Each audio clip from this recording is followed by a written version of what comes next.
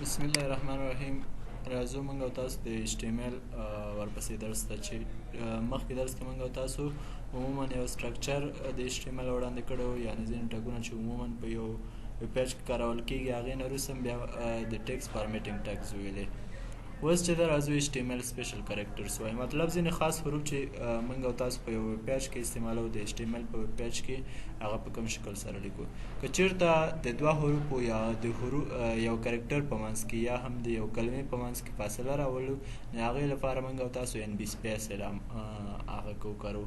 د اند علامه، بیا هغې نه وروسته NB SP علامه راولو، آخره کې سیمیکالن. په همدې شکل سره د لیس دین لپاره LT راولو، یعنی مطلب د اند علامه LT او سیمیکالن، او د ګریټر دین لپاره د اند علامه GT او سیمیکالن. په همدې شکل سره د امپرسنټ لپاره MP، د کوټیشن مارک لپاره QUOT او د سینډ لپاره یعنی مطلب د دغې علامې لپاره موږ چې کو سنټر لیکو، او د فونټ لپاره دا علامه، د یاد لپاره دا علامه. په همدې شکل سره د سیکشن لپاره یا د یو برخې لپاره دا علامه، د کاپي لپاره یا کاپي رایټ لپاره موږ او تاسو دا علامه راولو. په همدې شکل سره د ټریډیشنل ټریډ مارک لپاره رجسټرډ ټریډ مارک لپاره موږ او تاسو یا د علامې لپاره موږ او تاسو REG راولو. صحیح ده.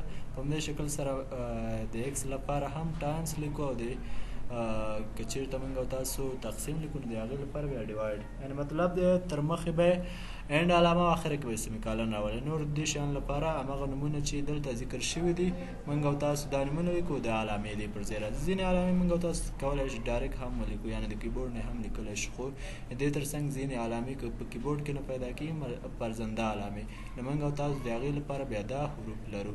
نو دا سپیشل کریکټرز دي یا خاص کریکټرز دي چې موږ او تاسو دا په HTML کې لرو. نو راځو دې مثالو ته، عملي مثالو ته. موږ چیک کوو یو ویب پیج، یو مثال د HTML جوړو، نوټ پډ خلاصو. نوټ پډ هم چې خلاص کړو دا به موږ چیک کوو، سیواز به یې کوو. په کوم نوم سره یې سیو کړ؟ زه وایم چې د ټیسټ ډاټ HTML په نوم سره د ډیسکټاپ په مخ ماته سیو شي. اوکې، دا چې کلیک کو دې کې اوس یې موږ ته نه ښکاري. صحیح، دلته موږ ته اس هم نه ښکاري، ټیسټ ډاټ HTML خالي لیکلی دی. دا به هغه کوز به راشو دلته نوټ پډ ته. نوټ پډ کې به موږ تاسو HTML پیج چې ده په HTML ټګ سره شروع کوو، بیرته به یې بند کړو HTML. ښه، ځکه موږ او تاسو ټول کوډ د HTML منځ کې لیکو، نو د HTML د بند ټګ چې ده دا به لاندې ویسو. بل ټګ چې موږ او تاسو لرو د هیډ ټګ لرو. هیډ ټګ یعنې عموما دغه ویب پیج چې ده په دوه برخو ویشل شوې ده، چې یو د هیډ یو کې هیډ راځي، بل چې موږ معلومات لیکو هغه باډي کې لیکو. باډي به شروع کړو او باډي به بیرته بند کړو. عموما هیډ کې چې ده میټا ټګ دې تر څنګ چې ده ټایټلز راځي یا ځینې لینکونه راځي، نو دغه برخه کې چې ده عموما بیا د هیډ ټګ څخه ګټه اخیستل کېږي، او دغه ته چې ده بیا باډي ویل کېږي، یعنې څه چې په ویب پیج کې موږ ته ښکاري هغه د باډي ټګ په منځ کې راځي.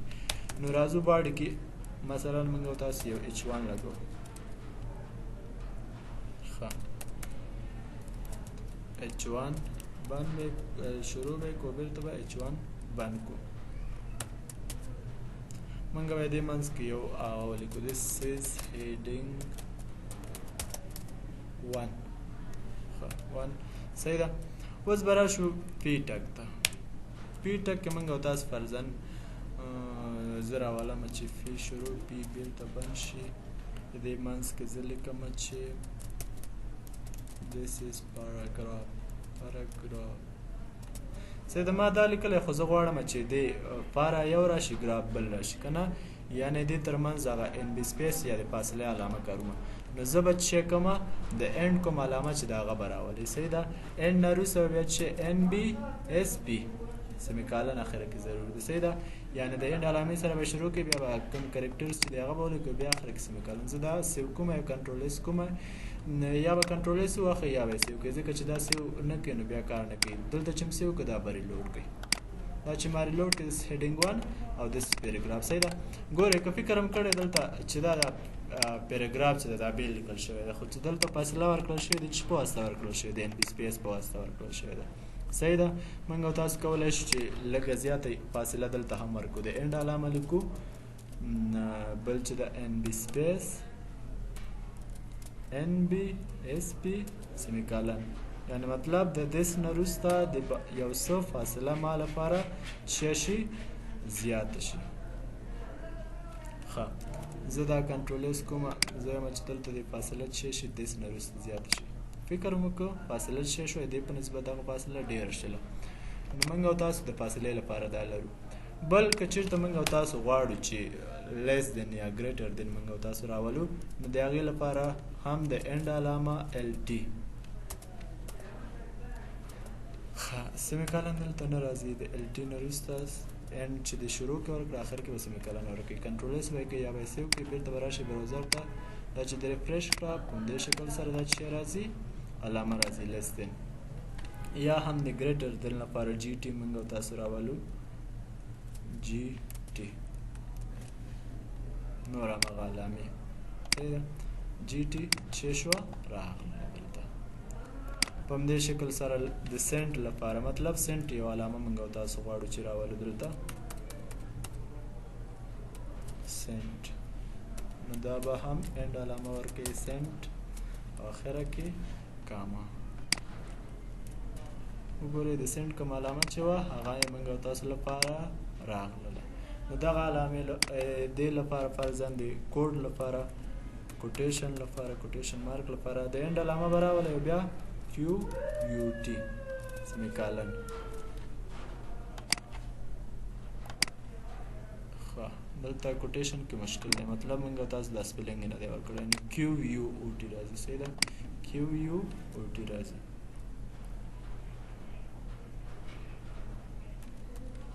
یو به کې بیا به اوکې.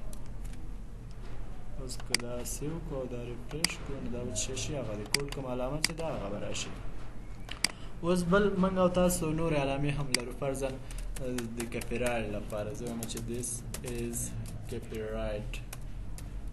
هغه د کپیرایټ کوم علامه چې ده د چاپ حقوق چې موږ او تاسو ورته وایو، د هغه لپاره هم موږ او تاسو علامې لرو. نو عموماً موږ د کپیرایټ نه مخکې دلته یو علامه استعمالوو چې هغې ته د اینډ سره به شروع کړو او کاپي به ولیکو، کاپي سیمیکالن. یعنی د کپیرایټ علامې لپاره موږ او تاسو صرف کاپي لیکو. صحیح ده. کنټرول اس به یې کوي، سیو به یې کوي، دا چې ریفریش کړو دیس از کپیرایټ. صحیح ده. دلته هغه علامه چې منځ کې سي راغلی شاوخوا یې هغه تاو شوی کړی، نو دغه د کپیرایټ علامه ده. دې تر څنګ موږ او تاسو د رجسټرډ مارک لپاره، ټریډ مارک لپاره، رجسټرډ ټریډ مارک لپاره آر ای جي کلمه کاروو چې پر زه وایم this is registered mark. نو زه که چېرته دغلته رجسټرډ ټریډ مارک راولمه، نو زه کولی شم چې اینډ بیا آر ای جي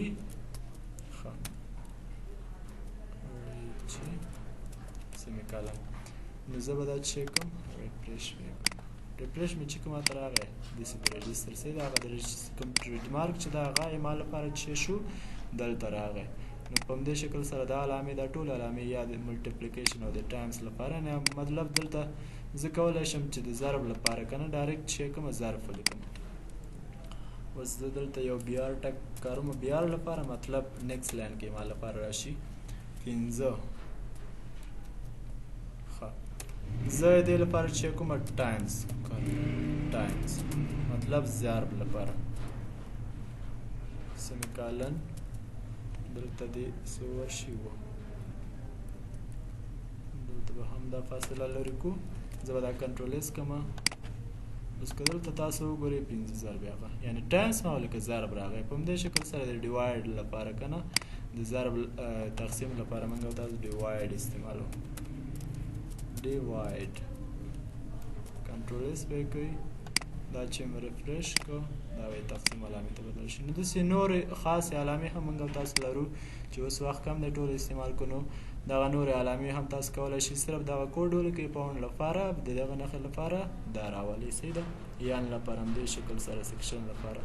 نو دا ځینې مثالونه پاتې شو کولی شئ چې تاسو یې بیا استعمال کړئ ځینې خاص کرکټرز دي موږ او تاسو ایچ ټي ایم ایل کې کارو دې تر سره موږ او تاسو ایچ ټي ایم ایل کې سټایلینګ هم لرو مطلب د ایچ ټي ایم ایل کومه صفحه چې د هغې لپاره سټایل ورکوو نو سټایل لپاره موږ مختلف اټریبیوټس لرو اټریبیوټس ته ویل کېږي خاصیتونو ته ویل کېږي یعنې کوم ټاګ لپاره چې موږ او تاسو غواړو چې سټایل ورکوو د همغه ټاګ په داخل کې موږ او تاسو سټایل اټریبیوټس ورکوو چې هغه څه دي پراپرټي ویلیو په واسطه ښودل کېږي سینټیکس په دې شکل سره سټایل مساوي ډبل کوټیشن پراپرټي بیا کالن علامه بیا ویلیو صحیح اوس لکه لاندې یو بیکګراوند لپاره کالر ورکړی یو ویب پیج دی هغه بیکګراوند ته کالر ورکړی باډي ته راغلی باډي ټیګ دی موږ تاسو لپاره صحیح ده باډي ټیګ کې سټایل هغه اټریبیوټ یې لیکلی دی صحیح ده سټایل اټریبیوټ بیا مساوي بیا ډبل کالن بیا بیکګراوند کالن چار یو دی بیا ورپسې کالن او بیا وروسته ډبل کوټیشن بیا هغه ټیګ چې شوی دی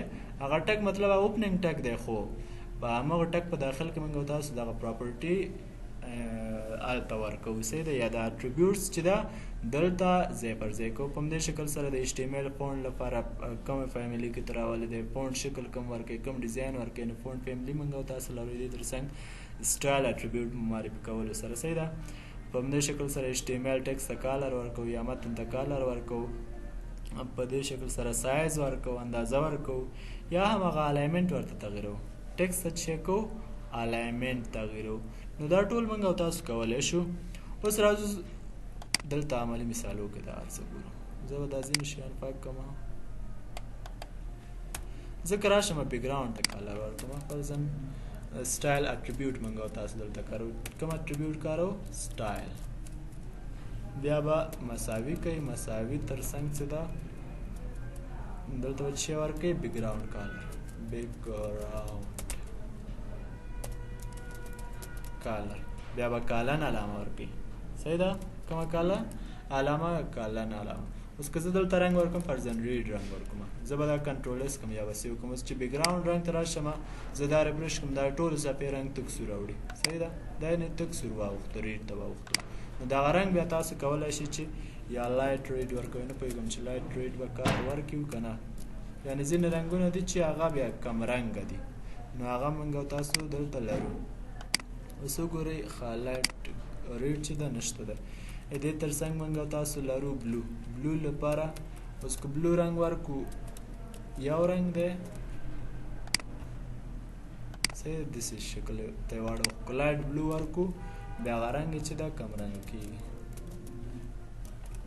براون یالو ټول رنګونه تاسو ورکولی شئ ګرین ورکولی شئ اوس وګوره رنګ یو څه پیکه شو دا لایټ بلو موږ او تاسو ورکوو داسې نور رنګونه هم تاسو ورکولی شئ ښه نو دا سټایل اټریبیوټ موږ او تاسو وکارو چې دغه برخه ته پراپرټي ویل کېږي یعنې مساوي به ورکوي بیا به ډبل کوټیشن به شروع کړي ډبل کوټیشن اخره کې بندېږي هم بیا به هغه ورکوي اټریبیوټ به ورکوي اټریبیوټ ته به کالن نه وروسته څه ورکوي ویلیو به ورکوي چې هره ویلیو تاسو ورکوئ مشکل نشته په همدې شکل سره بیکګراوند ته ایمیج ورکوي یا نور شیان ورکوي نو دا ټول دلته کارولی شي صحیح ده ښه بل که راشو موږ او تاسو دا به هم زه پاک کوم تر څو تاسو ته په ښه شکل سره ښکاره شي اوس که ایچ وان لپاره زه غواړم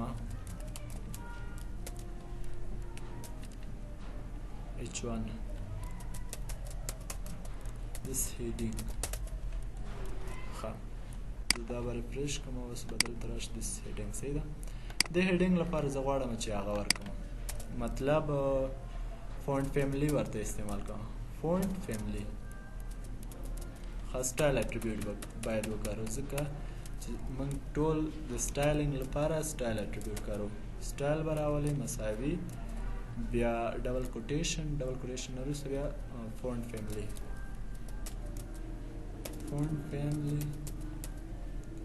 بیا به کالن وروسته بیا فونټ فیملی چې تاسو یې ورکوئ مطلب ټایمز رومان امپیکټ کوم چې موږ او تاسو لرو ویرډینا یا سان سرف چې موږ او تاسو ویلی سان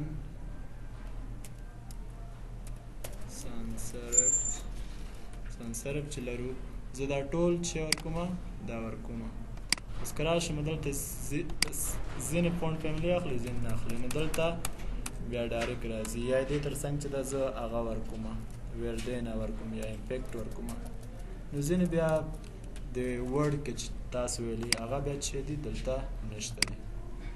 اوس که دلته تاسو وګورئ دی دغه فونټ فیملي چینج شوله. صحیح ده؟ څنګه شوله؟ چینج شوله، تغییر شوله. نو دغه فونټ فیملي مختلف فونټ فیملیانې تاسو یې دې لپاره لرئ، نو دا ورکولی شئ. بل چې دا موږ او تاسو کالر ویلې، فرضاً زه یو پیراګراف جوړوم، پیراګراف ټک شروع، پیراګراف ټک بند. پیراګراف ټک کې زه ورکوم چې this is پیراګراف. چې هر څه لیکئ، مطلب ضرور نه وي چې د پیراګراف چې هره جمله تاسو لیکئ. نو دا ما پیراګراف ورکړه. پیراګراف دلته اوس که تاسو وګورئ پیراګراف جمله به راشي، پیراګراف به راشي. صحیح ده؟ اوس پیراګراف ته ما زړه دی چې زه دې ته کالر ورکړم. دلته به سټایل اټریبیوټ ته وکاروئ. هر یو څه ته چې ته خاصیت ورکوئ یا هم سټایل پې کاروئ، نو هغه لپاره به باید همغه ټک ته لاړ شي. نو زه پی ټک ته لاړم، سټایل اټریبیوټ مې ورکړه، زه دلته ورکوم کالر، مطلب دې فونټ ته کالر ورکوم. کالر نو زه وایم چې ریډ دي شي، رنګ دې چې شي ریډ دي شي یا سور دي شي. څنګه شو؟ ریډ شو که نه؟ یعنې دغه پیراګراف یا هر څه چې ته رنګ ورکوې دا چینجېږي. دې تر څنګ زه یلو ورکوم، زیډ ورکوم، براون ورکوې که نه، مطلب پینک ورکوې. صحیح ده؟ یلو شو. یا هم دلته وایي چې پینک ورکوم، ګلابي. نو مختلف رنګونه یې دې لپاره ته کولی شي چې وکاروې. ګلابي رنګ واخلې. صحیح ده؟ دا ټول رنګونه ته کارولی شي. بله خبره هم د سایز وکړله. سایز کولی شي چې دلته هم وکاروې. مطلب دلته ته سیمی کالن ورکې، بیا ورکې چې شی فونټ سایز، فونټ سایز بیا کالن، بیا هغې نه وروسته فونټ سایز مطلب 20 ورکې، بیا سیمی کالن. مطلب کولی شي چې د سایز یو اټریبیوټ کې نور هم ته راولئ، مجبوره نه چې یو دا نه راولئ. اوس که وګورئ دغه فونټ چې ده یو څه زیات شو. موږ وایو دا رنګ چې ده هغه ته واړو، براون ته به یې واړو چې لږ ښه ښکاره شي، ځکه بیخي پیکه ښکاري. ښه براون اوس یو څه تېز شو. صحیح ده؟ نو فونټ سایز زیات شو. اوس که 30 تاسو ورکړئ نو دې فونټ سایز به نور هم زیات شي. وګورئ زیات شو فونټ سایز. صحیح ده؟ دا عموما چې په سایز لپاره په ایکس ورکو ښه خبره وي، که نه دې تر څنګ چې دا په ای ایم هم کار کوي. چې باندې کار کوي؟ ای ایم. صحیح ده؟ پکسل چې موږ او تاسو پکسل لپاره چې ورکو پی ایکس ورکو. اوس که چېرته تاسو غواړئ چې لاسه کړئ نو لاس کېږي، کوچنی کېږي. صحیح ده؟ چې شو کوچنی شو یا وړوکی شو. دې تر څنګ موږ او تاسو کولی شو چې ای ایم وکاروو. ای ایم چې ده بیا 14 پکسل له یو ای ایم سره مساوي ده. اوس که یو ای ایم ورکو نو دا 14 کېږي، دا به یو څه غټ شي، 14 پکسله. صحیح ده؟ اوس که 2 ورکو بیا 32 پکسله کېږي. مطلب مخکې موږ او تاسو 30 ورکړی و، نو اوس که دلته 2 ای ایم ورکو نو دا به 32 پکسله څومره شي، یعنې مطلب یو ای ایم له 14 پکسلو سره مساوي ده. وګوره ډېر غټ شو که نه، مطلب هغه 30 پکسلو په اندازه چې شو غټ شو. نو دا فونټ سایز هم تاسو کولی شئ وکاروئ. دې تر څنګ ځان ته یې هم کارولی شئ. زه پی یو اټریبیوټ شروع کوم، بېرته یې بندوم. دغه پی کې دې کې زه لیکم چې this is artist. ښه، دلته موږ او تاسو ځینې هغه وویلې، فامیلي هم ویلې، کالر هم ویلې، فونټ سایز هم ویلې. کولی شي د سټایل اټریبیوټ دلته استعمال کړي، فونټ ته سایز ورکړي. بل زه غواړم چې مطلب دغه فونټ سایز دلته هم ښه سټایل اټریبیوټ به ورکوئ، سټایل دلته به چې ورکوئ فونټ سایز. فونټ سایز ما ورکړه. صحیح ده؟ فونټ سایز زه څه ورکوم؟ کالن به ورکوئ. کالن نه وروسته زه ورته وایم چې فرضاً 20 پکسله. اوس وګورئ دا جمله به ماته راشي، خو د ساټیسټ 20 پکسله ده. اوس دې تر څنګ که چېرته تاسو غواړئ چې دا منځته راولئ، صحیح ده؟ دغه فونټ سایز به زه لرې کړم، زه به دلته ورکړم فونټ فونټ زه نه ورکوم، ټیکس ورکوم، ټیکس الاین. مطلب کوم طرف ته یې غواړئ؟ زه وایم چې سنټر کې دې راشي، منځ کې دې راشي. مطلب دغه جمله چې تا ولیکله کولای شي دا جمله هم چینج کړي، دا هم چینج کړي، دا هم چینج کړي، هر جمله چینج کړي. زه غواړم چې دا چینج کړم، زه غواړم چې دا د منځ ته راشي. ټیکس الاینمنټ منځ ته راغی، سنټر ته راغی. ښي طرف ته یې غواړې، ښي طرف ته هم ته ورکولی شي. صحیح ده؟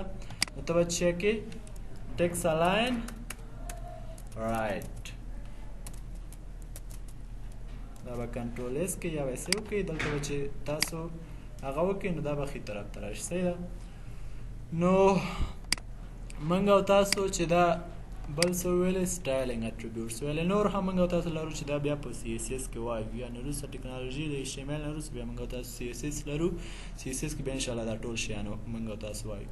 نو ایچ ټي ایم ایل کالر به انشاءالله په بل درس کې وایو. تر بیا مو په مخه.